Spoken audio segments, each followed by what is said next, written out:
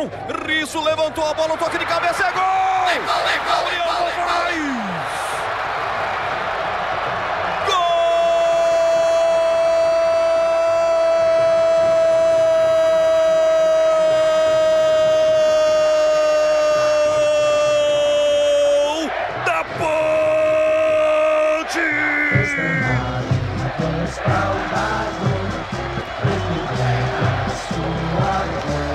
Gabriel Novaes, camisa 35.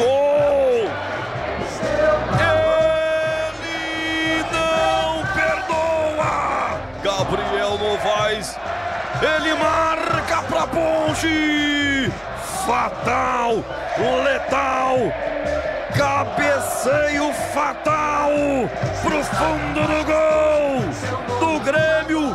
Ponte na frente, depois de uma jogada absurdamente linda, com o Risso pela esquerda, depois de receber de calcanhar do Elvis, ele levanta a bola com açúcar, um golaço da Ponte bem trabalhado.